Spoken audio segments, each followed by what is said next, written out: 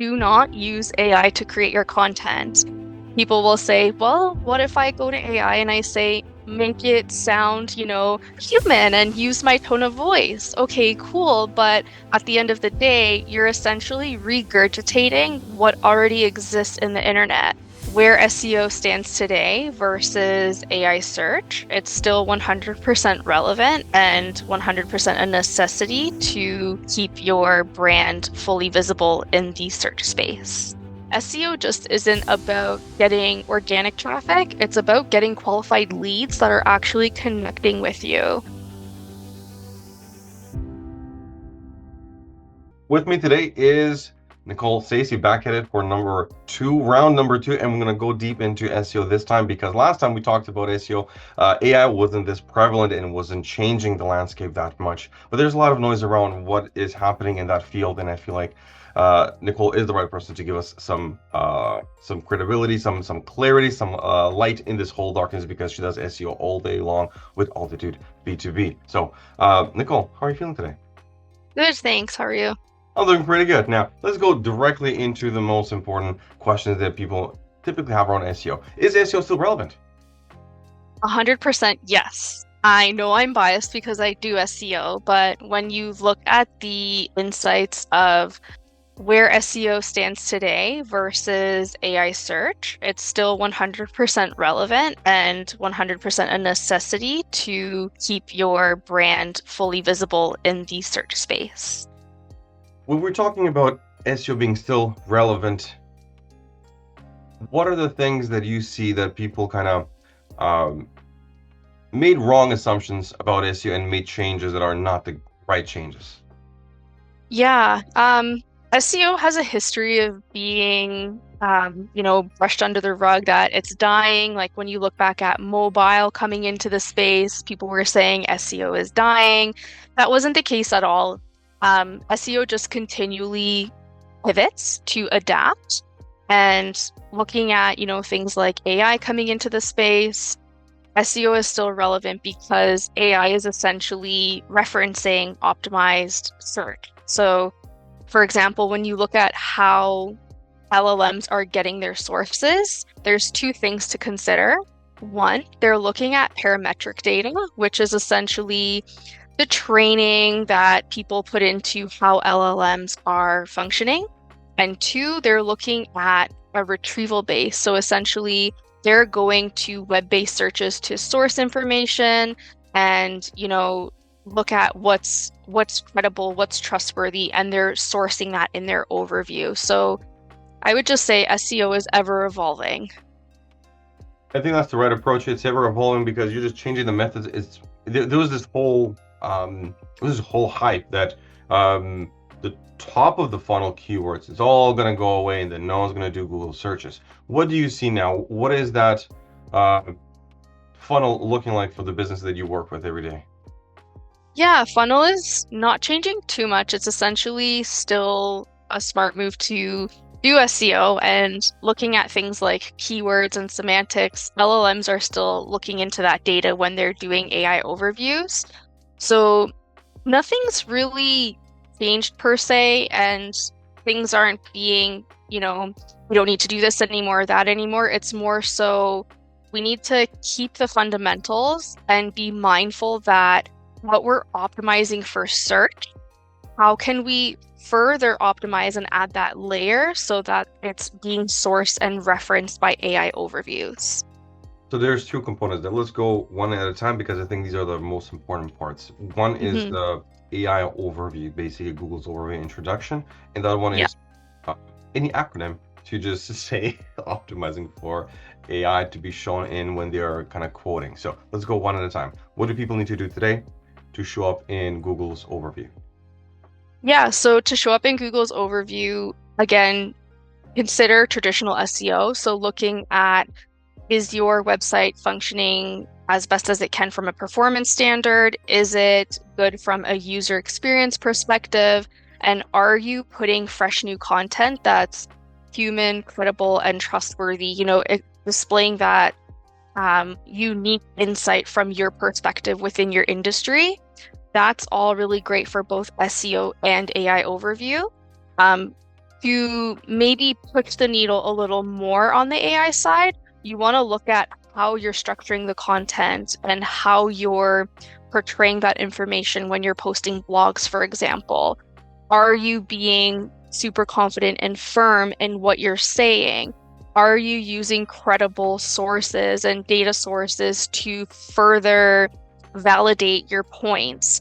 And how are you communicating those points? Are you doing long paragraphs of information, or are you doing bullet point or a numbered system? It's been shown that AI really likes clear to the point data that's super easy to regurgitate and, spit out. So having things like bullet points and numbers that are super factual and organized, that's more likely to be referenced and sourced by AI overviews.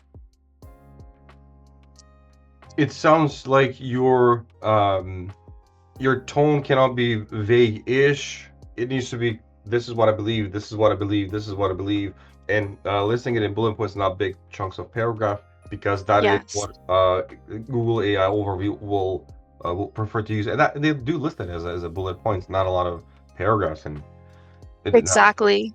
Yeah. And because you said fresh new content with your unique insights, but people will say, I use AI and then I kind of review it. Most of the time they don't, they just like press publish. Have you seen any punishments for using AI generated content to write blogs? Yes. I've been standing on my soapbox since last summer saying, do not use AI to create your content. People will say, well, what if I go to AI and I say, make it sound, human and use my tone of voice? Okay, cool. But at the end of the day, you're essentially regurgitating what already exists in the internet, what already exists in search. You are filling the search with so much duplicated information to the point where even Google has come out and published core updates, which is essentially how they rank information and their checklist of what they're looking for.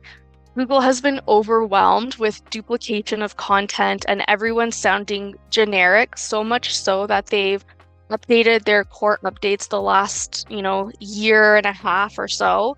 And they're basically saying everyone sounds the same. We are now at a point where any information on the website that is AI generated, you're automatically deranked. So what that means is you're now hindering your own search results in traditional search. Then going back to how AI overviews finds information that they show in their snippet overviews. Remember, they're also scanning traditional search as well. So because you're deranking yourself in traditional search, you're also deranking yourself in AI overviews by doing that. So super important to make sure you're actually taking the time to, write your own stuff, write your own unique content. You don't want to be sounding like everyone else. You don't want to say to your AI, put this in my tone of voice and make this sound human, and then just remove all the M dashes and call it a day. That's not going to get you anywhere. Those M dashes. When you're sitting there and you're writing the content, and someone says, I want this to be AIO. Is there such a thing, or is it just a nice marketing sounding thing that you can actually optimize only for the AIs? It's a bit of a gray area. As of right now, from what I'm seeing, in my professional opinion, it all sources back to SEO. Like SEO is the meat and potato fundamental basis that you have to follow. And by doing that, you're just a step ahead in naturally ranking for, AIO, GEO, AEO, all those acronyms, right? You're already a step ahead just by doing that. And to me, it sounds like you're saying there's nothing different. Like when we do for SEO, the semantic keywords, all those things, there's nothing different that I do to show up and rank in an LLM.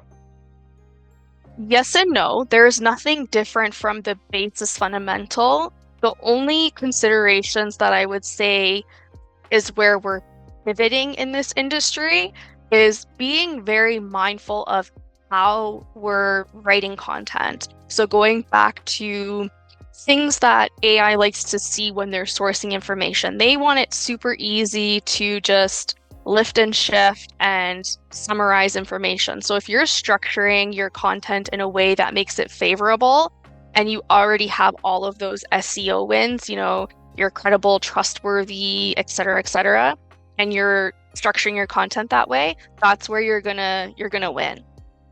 Now, when we're looking at, and I think the main driver behind this is local SEO, and that's just my opinion because I think a lot of people are like, oh, people were searching for best barbershop near me or this near me, and all of a sudden that is kind of gone. People are doing that in ChatGPT or stuff like that. So when it comes to local SEO, what are the changes that people should be doing, or what are the changes they shouldn't be worrying about?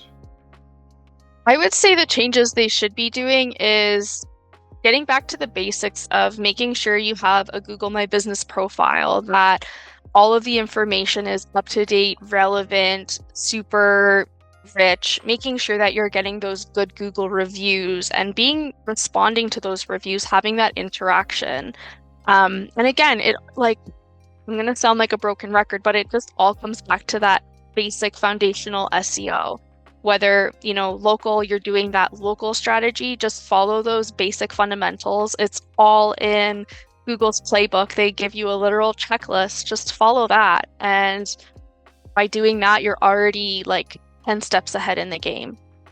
And it feels like that hasn't changed because regardless of if you're searching for anything near me in ChatGPT, it will still reference Google My Business to find those reviews. It will still do the same approach as a Google search would be for the same kind of keyword. Is that it? Exactly. And let's remember too, it depends on the LLM people are using as well. So for example, Google, like Gemini, will source by Google as a priority. However, there's other considerations with other LLMs. So for example, Perplexity, it's known that it references Reddit a lot. So if you have customers who are saying, oh, like going back to that barbershop example, like I got this really cool haircut at, ABC Barbershop in Toronto, like check out what they did, and they're showing before and after photos, that's going to help you, right? So you have to look at where are they sourcing the information and then be mindful of the SEO fundamentals. Got it. And what is the biggest shift that went in the wrong way? Did you notice from last year until this year that you're still seeing people are still going that way, and you're saying that is the wrong thing, and more people are still doing that shift when it comes to their SEO?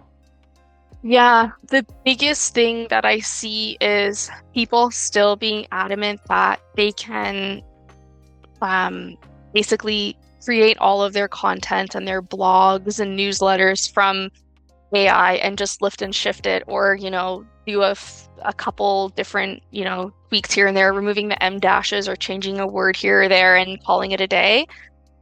I've seen so many case studies where people are showing the data direct from Google Analytics, Google Search Console, and other platforms that they're using, where you can see the timeline of when Google released those core updates we talked about to de-rank anyone using AI. You can see where, sure, they were ranking and doing good at first, but then when those core updates came out, their results start to tank. And it just correlates to everything that Google has been saying and releasing in their core updates. So that would be a biggie for me, that if you're still doing that, you're not doing yourself any service at all. You're actually doing yourself a disservice. Right. And it's a nice feeling when you're like, oh, there's this $49 or $39 thing, and I can just write as many blogs as I want, and you're just amazed because that was impossible before. But it's copying what exists. And I remember that SEO rule, like if you see this is the best blog, you copy it, you will always be like ranked lower or de-ranked because the information already exists on a credible source. Exactly. That's the one who will always be cited. You are copying it, it will never work. and people just don't know that they're actually doing the same thing with just humanizing our my tone of voice. Now, Yeah. if this is the wrong steps, and this is where you see most people are kind of removing SEO from their plan, walk us through what does SEO do for someone today if they do it the right way? What does that outcome look like? Yeah. So SEO is a great practice because you're covering all of the bases from a search side, a user experience side, and even now the AI side. So like call it the bot side. Um, you when you do SEO, you're adhering to the best practices. So your website is performing at optimal speed. Your website is, super functional and super usable from different sources. So, for example, desktop versus mobile. Your website is good from a user experience perspective with call to actions and the messaging. It's clear to people when they're on your page that they are in the right place and you are there to help solve their issues. Um, it's also great from a content perspective. So again, going back into that human written content, showing that trustworthiness, expertise, unique insights, really putting that out there. And I always say quality over quantity. If you can do one blog a month or one blog every other month, whatever is quality will always win. And just really encapsulating all of that would be what is best. And the last thing you mentioned, quality over quantity. Hmm. We were all shooting for 2,000 word blogs, one a week. And then with AI, that became like you can have as many as you want. Just you want 1,000, 3,000, 5,000, whatever you want. Just pick a number. Now you're saying quality over quantity in the sense of one a month, even one every 2 months. What has changed there? Yeah, again, it's pumping out of the AI regurgitation. So it all goes back to, I'm sounding like a broken record, but it all goes back to the fundamentals. They call it the EAT method, the EEAT, expertise, um, experience, authoritativeness, and trustworthiness. When you're publishing content that resonates with that and you're being unique, you're putting, you're referencing data sources to justify what you're seeing, and you're following that, that's going to help you in the long run. You really want to have those quality blogs publishing with that format. Whereas if you're using AI just to pump out generic, what's already out there, Google's going to derank you and say, yeah, we know this. We see this everywhere. Everyone's regurgitating the same stuff. You're deranked. Whereas when you're doing that unique perspective, oh, this is something new. This is a new perspective, and you have really good domain trust. Like you seem credible and trustworthy. Let's show this as a result because it's really answering things that people are looking for. And the EE it has been out for quite some time and it's still relevant and still important. When Hmm. when you were mentioning the points of what you get when you do SEO the right way, you talked about everything but writing blogs. Has SEO expanded to cover more? Because back in the day, people will assume SEO was just writing blogs. Hmm. Yeah, definitely. It's not just all about blogs anymore. It's a whole spectrum of consideration. So again, like how are users finding you? Are they looking for you on Google? Are they looking for you on AI search? What are they searching? Are they asking specific questions? Are they using specific words? How frequently are those questions or words being searched, and how competitive is it to show up for those words or terms, right? Keywords get a lot of flack, but I'm of the opinion that when you actually do, like you take the time to do the research and the insight on how frequent things are being searched by your ideal client profile and the competitiveness to rank, they can actually be a very powerful tool for your website and your business. So just getting back to that, and also going back to the user experience. So when users do land on your website, is it loading fast enough? People are impatient nowadays, and if your website is taking too long to load or there's performance issues, guess what? They're going to bounce back to search results or back to the AI overview to see who else they can go to. And then when they're on your site, is it clear when they click a specific menu option, like exactly what they're going to see? Are they landing on what they expect to see?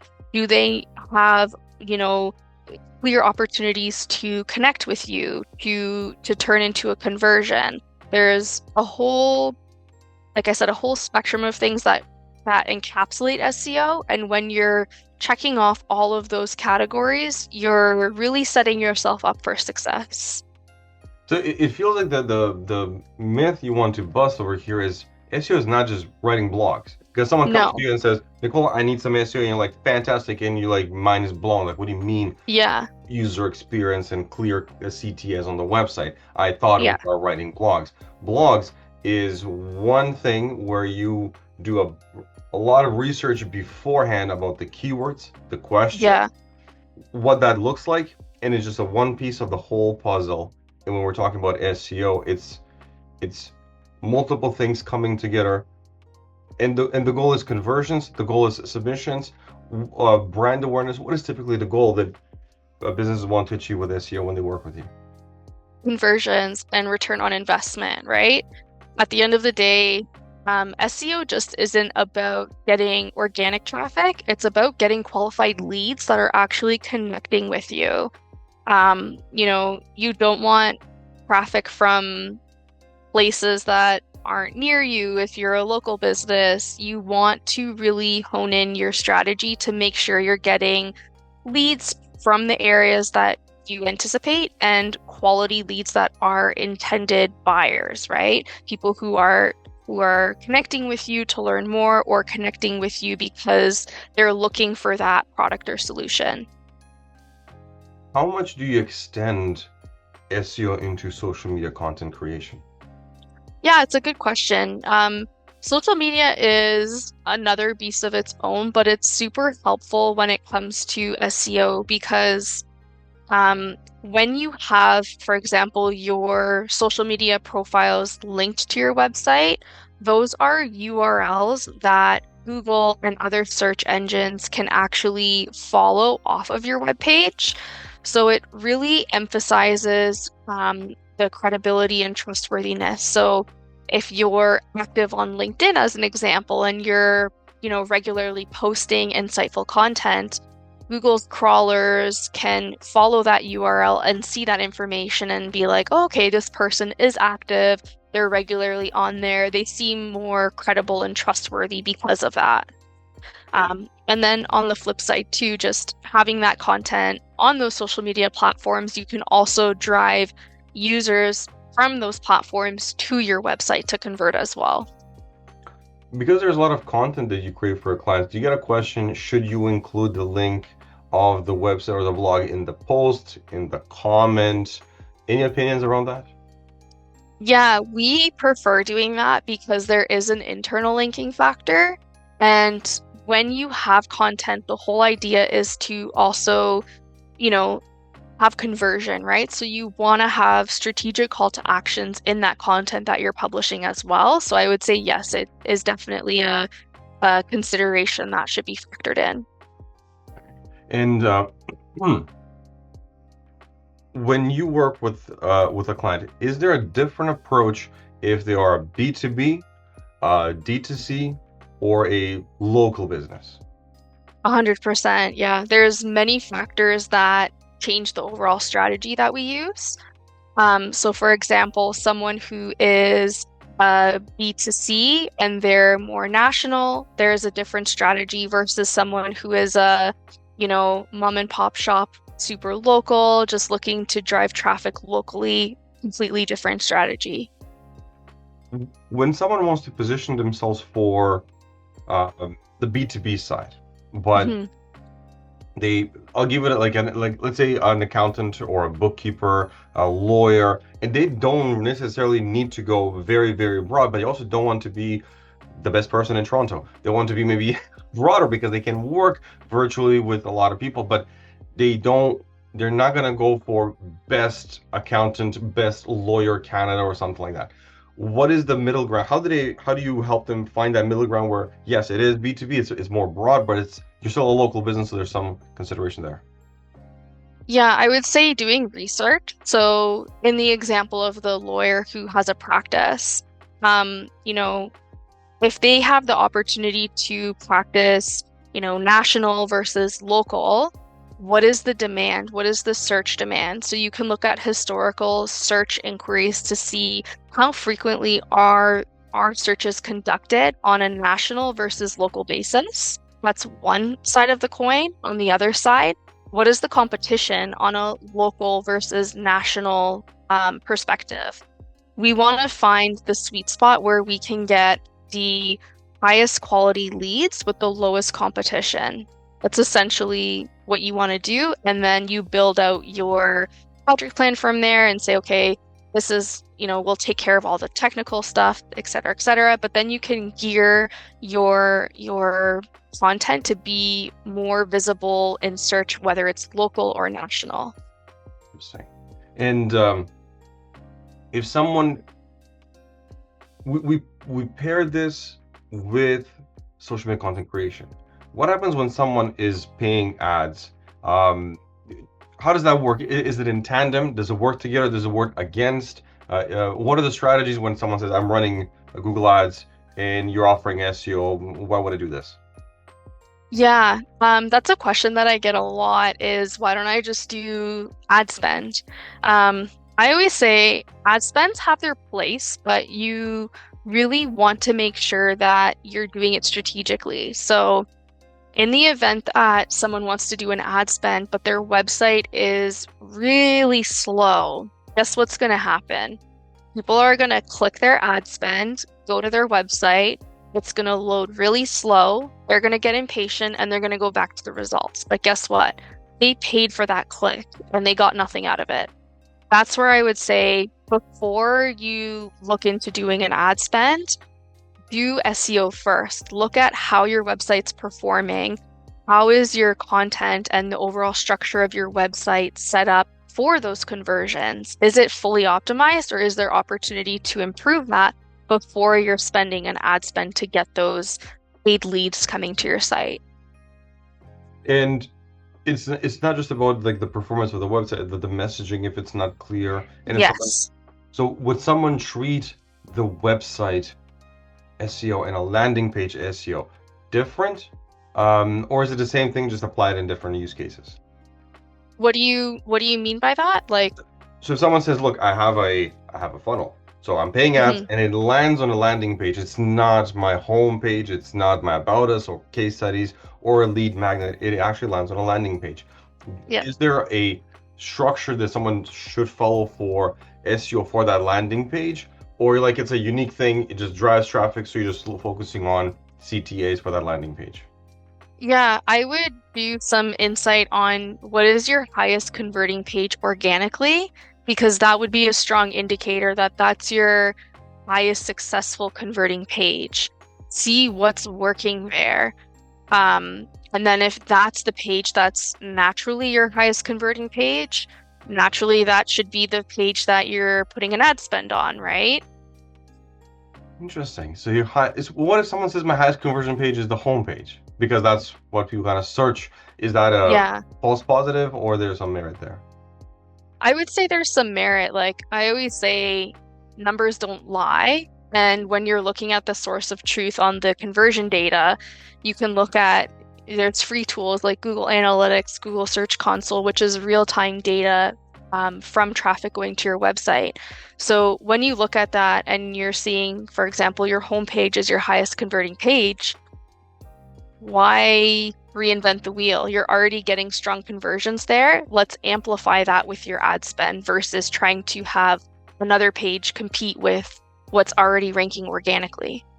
Interesting. So to me, it sounds like SEO is the glue that brings everything together, but SEO is not just blogs. It's how your website is experienced by other people, search engines, and AI. Is that the right mindset that people should have when they think of SEO? Yes, you summarized it perfectly. It definitely, meshes into the world of ad spend and also meshes into the world of the AI overviews. But it's, like we said, a whole spectrum of things that really need to be addressed and monitored, to make SEO alone successful, but also in the event you're looking at doing ad spends to really amplify the success of ad spends and to naturally rank in the AI summaries. And because of the approach I think that we used to have when it comes to like websites, we would build them either with, there was like 30% of websites were WordPress. Then there Hmm. was, yes, you have Squarespace, you have Wix, there's all these other CMS, I believe that's what they were called, content management systems. And Yep. nowadays you would have lovable, pumps out websites. Is there any SEO done on a website that is made with an agentic AI? I personally don't use them, but from what I've heard, there's very generic minimal, if any. And again, it goes back to the whole AI is regurgitating information, right? So if your whole goal is to stand out as, a go-to person for your service offering, you really want to take the time to make unique information and unique messaging on your website. And it's because it's like most stuff are hard coded. It is a HTML basically Yeah, 2, 3. You don't have the flexibility that you would have when you're working with a WordPress or Webflow, or even if someone made the like a custom website, there's still stuff that the developer included where these yeah, LLM models are just hard coding a bunch of stuff and it's very difficult to go in and apply any SEO. exactly. So in the instance of, I'm thinking back to like audits, sometimes there's issues with code or there's issue with code bloat. And when you're limited to accessing the backend, there's not really a lot that you can apply to resolve that. So yeah, you're very limited on what SEO you can use to amplify that, even in the situation where you use a tool like that to create a website.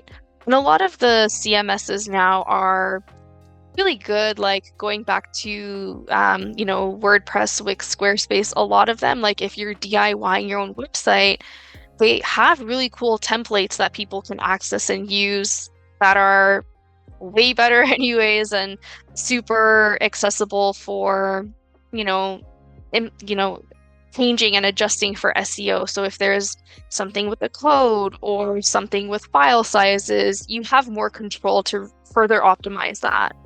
I think there is the theme that I hear is this um, sea of everything is the same. There's no uniqueness because I even know the websites. I know how it looks. It's like the eyebrow. Yeah. There's a pill. There's a little text. You scroll down left, right, left, right. There's another pill. And you can. I've seen the website. It was like Yeah. early days Shopify. I can notice a Shopify store from miles away. It was the same card. WordPress and WooCommerce.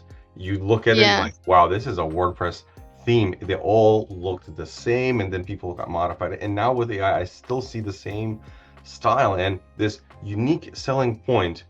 And funny enough, I feel like more people will go to an LLM and say, give me a unique selling point, and it doesn't because it takes something that already exists. Exactly. And you're like, wow, this is a unique, I don't know how unique it is. And it's this, everything looks the same. And I think businesses don't notice that. But when you, the agency, the SEO person that works with variety, like I see them all, they all look the same. Yeah, What you're showing me, Jimmy, it is not unique. And I'm telling you, this is not going to work. Do you see that happening? definitely. I see a lot of websites with specific industries, and I work a lot with lawyers, and there's websites when I do audits sometimes where it's like, yeah, these people use the same template and they have like very similar imaging. Sometimes they even have the same images, just like from the template, and it's like a little better than that. The whole point here is we want to be unique and stand out, and I think by showing that you put the effort to make your website polished and optimized, it shows the quality of work that you as a professional practice on a daily basis as well. And when someone is kind of planning their content, because they're like, okay, I want to be different, I want to be unique, I want to plan out some content. What are the Hmm. things that you ask them to bring to you? Because it can't just be like, hey, Nicholle, just come up with like 52 blogs and there you go. What are the stuff that Yeah, this is what I need you to bring, and this is our starting point?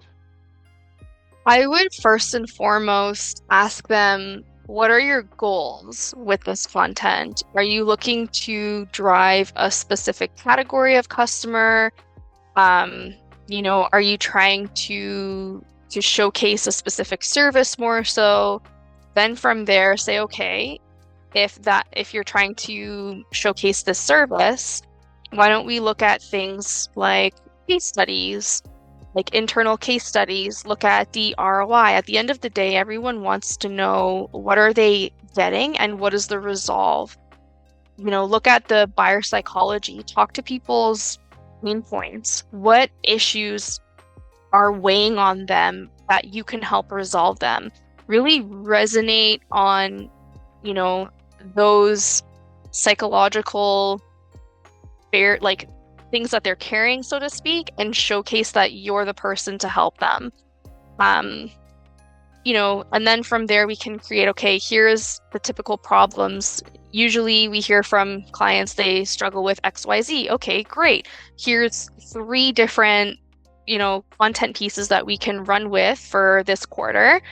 And then even further to that, we can take the blog posts and take pieces of that to run things on LinkedIn. You can repurpose that content on all of your social medias to really have almost like a theme for that month, so to speak, to really just amplify that content even more across all of your visibility.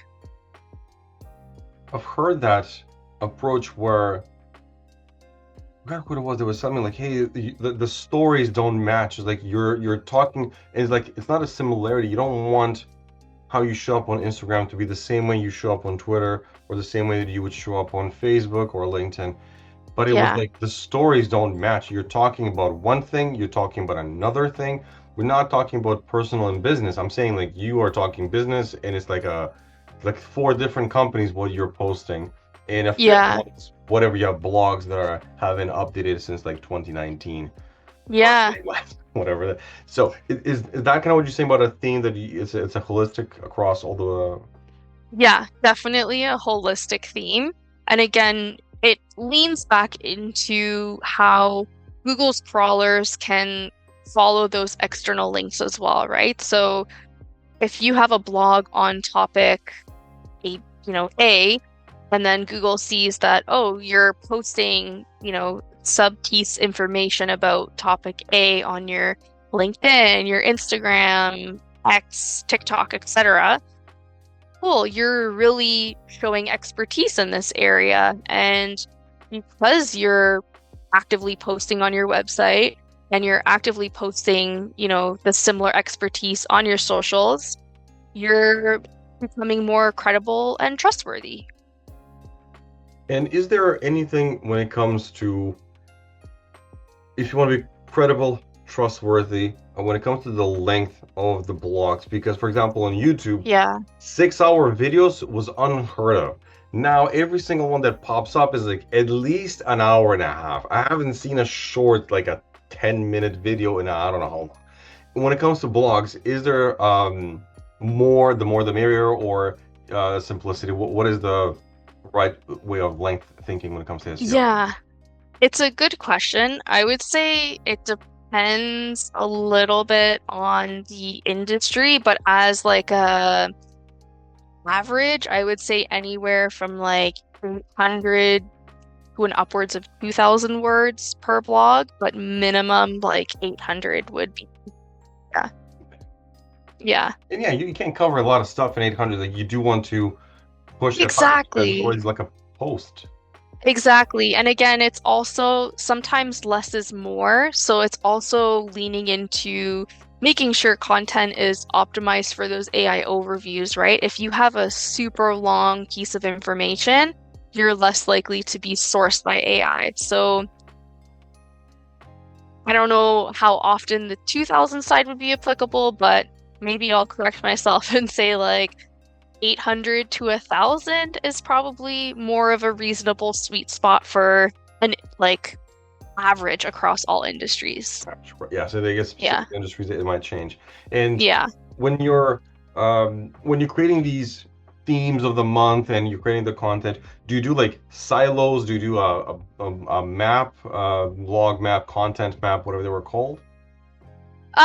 Yes and no, but we more so want to look at, again, what are the specific services that we're trying to convert more for? And is there a gap in education or information that users might not fully understand, you know, specific topics? So I'll give you an example. In the event of a family law lawyer, people might have uncertainties about like how child support works, or they might have uncertainties about how to file for a divorce or things like that that fall under that practice. By having blogs that answer those questions in a structured format, it's a way of users seeing that and accessing that. So of course it's going to be optimized, it's going to show up in search, it's going to show up in AI overviews. When they see that and they click it and then, oh, this lawyer is answering this question, really well for me, like it's really resolving and helping bring me ease, I feel more inclined to, connect with that lawyer to do a consult, right? Versus if I just go to a generic landing page for a lawyer and it's not really speaking to the thoughts, feelings, and emotions that I'm going through right now for that situation, then people will maybe bounce back and look for someone else. So blog is a great way to really speak to specific, like deep, detailed, specific thoughts, feelings, and emotions, and leaning into that buyer psychology. Someone is considered, yes, when you're there, they're considering there are so many things, and if you have the blogs, they will answer their questions Yeah. properly as opposed to like a very, very generic one. Yeah. Nicholle, is there anything that we didn't cover but should have talked about SEO? I just think right now there's a lot of noise about AI. Yes, AI is something that should be factored into what you're doing with your SEO. And I think the main thing right now, is Google has 15 billion searches, per day. They hold over 80% of search right now. So right now you want to focus still on SEO. SEO hasn't gone anywhere. We're just doing a little bit of a pivot. But I think it's important for people to be educated and do their own due diligence on what are the facts. There's a lot of noise out there, and I sometimes get frustrated with it myself. But yeah, just be open to researching, doing your due diligence, and at the end of the day, just keep pivoting and keep optimizing. I think it's a it's a very different picture that you painted for a lot of people, because SEO is not just blogs. And I think that's the biggest misunderstanding, because that it's what it started as, because it was a new thing and there was a way to, Yeah. and we talked about traffic back in those days, and now no one talks about how much traffic to get to the website. That's not a factor anymore. Yeah. Simplify those numbers. It changed in the way that you're saying is that glue that brings everything together, from the user experience on the website, how fast the website is, the CTAs, the messaging on the website, the content that you create, but then how does that same story goes across the board, and how does that look like on your Google My Business? SEO, you are optimizing for the search engine, but that doesn't mean writing blogs and keywords. That is it. I optimize it because I wrote a couple of blogs. Yeah, you're optimizing for search, but you're also optimizing for humans, right? At the end of the day, you're getting that human being who is on your website converting. In the end goal And I think that was a question for a lot of people. The end goal is conversions with the right people because they found the content, you wrote it, Yes. it was ranked properly, and they come, they look, they click the submission or they click to follow or like you on social media, and then eventually something happens out of that. And that is the purpose. It's not just brand awareness or something like that. It's very specific. Now, this was very insightful, Nicholle. If people want to get a hold of you to work with you, how did they do that? Yeah, they can connect with me on LinkedIn or email me, Nicholle@altitudeb2b.com. And yeah, just feel free to reach out. Amazing, Nicholle. Thank you so much for the time, and I wish you all success. Thank you. Likewise.